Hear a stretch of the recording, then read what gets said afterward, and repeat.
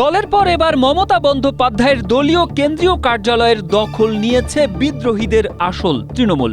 গেল ২ জুলাই দিল্লিতে নির্বাচন কমিশনের সঙ্গে বৈঠকের পর শুক্রবার সন্ধ্যায় শহরে ফিরেই কার্যালয় দখলে নেন রাজ্যের বিধানসভার বিরোধী দল নেতা ঋতব্রত বন্দ্যোপাধ্যায় সহ অন্যরা। সেখানে কিছুক্ষণ অবস্থানের পর ভবনের বাইরের মূল গেটে তালা ঝুলিয়ে বেরিয়ে যান ঋতব্রতরা। এ সময় সেখানে মোতায়েন করা হয় বিপুল সংখ্যক পুলিশ ও কেন্দ্রীয় বাহিনী।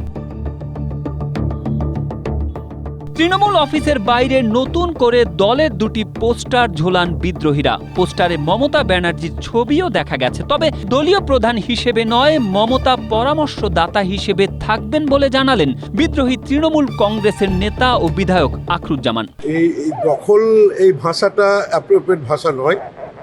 আমাদের অফিস, একটু ঘুরে বলতে হবে, আমাদের অফিস, আমরা আমাদের অফিসে গেছিলাম, বসেছি। সেখান থেকে আগামী দিনে আমাদের রাজনৈতিক কর্মসূচি কর্মকাণ্ড সেখান থেকেই পরিচালনা না থাকবে। উনি আমাদের, আমি তো বলেছি যে মমতা ব্যানার্জি আমাদের আবেগ, উনি আমাদের নেত্রী। মমতা ব্যানার্জি হোর্ডিং নিয়ে তো আমাদের কোনো বিতর্ক নেই। ওনাকে তো আমরা বলেছি যে আপনি আমাদের মাথার উপর থাকুন, আমাদের অ্যাডভাইস দিন, আপনি আমাদের পরিচালনা করুন।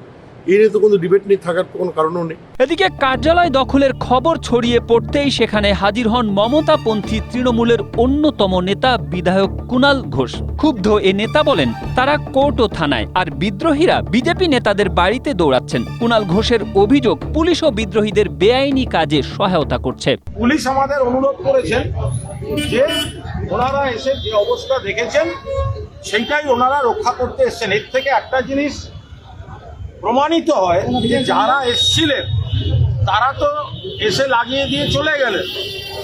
এবার পুলিশ এবং সেন্ট্রাল ফোর্স তারা এসছেন সেই অপকীর্তিটাকে ডিফেন্ড করতে, রক্ষা করতে।